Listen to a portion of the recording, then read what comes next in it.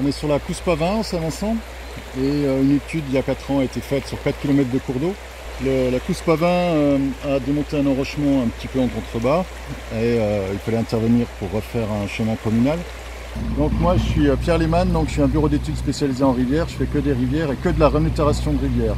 Pas de pont, pas d'embrochement, pas d'aménagement dur.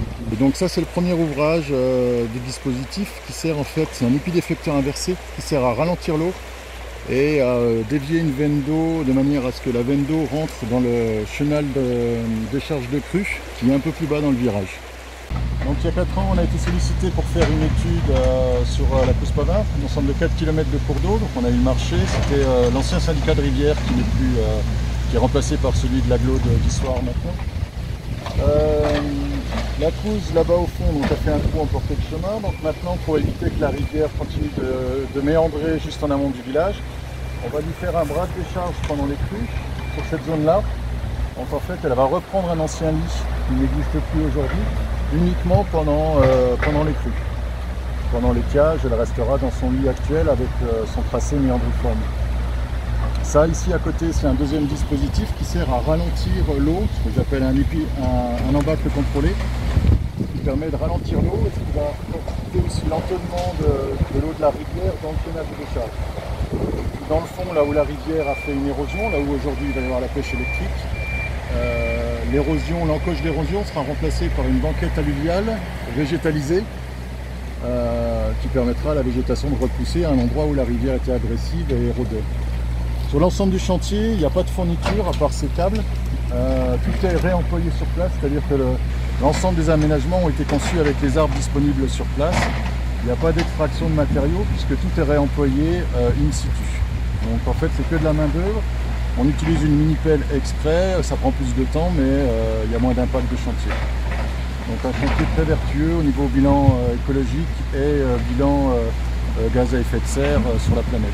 Et tout est biodégradable et tout est en génie végétal. Voilà. Que dire de plus? La rivière retrouvera son fonctionnement naturel, mais avec des éléments plus intéressants. Donc vous aurez plus de poissons à l'issue du chantier ou pendant l'évolution des aménagements qu'avant. Là par exemple, c'est de l'embâcle contrôlé, c'est très bon comme cache à poisson. Ça va rester là? Ça reste là. Et ce qu'on a vu là-haut aussi en épis inversé, d'accord. Et vous verrez qu'à l'usage, quand il y aura eu quelques crues, la rivière va tenir compte de ces ouvrages et va modéliser son lit.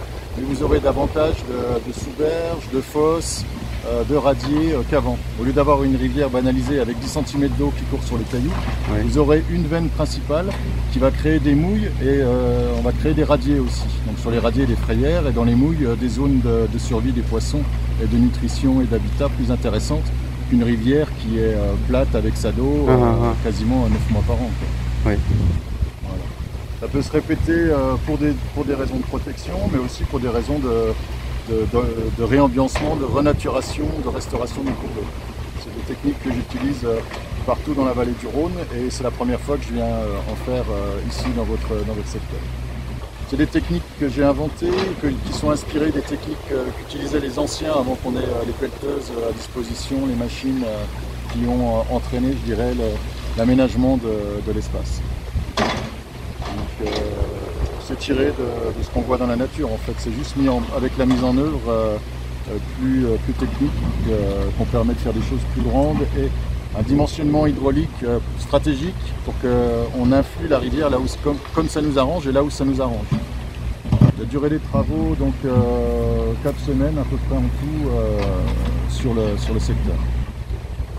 En 2 temps, il y a eu le bûcheronnage et les aménagements en bois qui ont été faits avec une équipe de bûcherons et des chevaux de débardage. Et puis le terrassement avec cette mini-pelle qui va durer, c'est ça qui dure le plus longtemps, il y en a pour plus de 15 jours pour gérer tout ça. Le site va se renaturer tout seul parce qu'on donne au milieu le potentiel de se renaturer par lui-même. Et puis sur la partie bord de route, là-bas il y aura des plantations de génie végétal classique, de recréer une ripisylve là où la rivière a tout détruit. Voilà, pour l'essentiel, c'est la commune qui est le client et l'agglo d'Issoire qui est de syndicat de rivière qui est derrière avec aussi.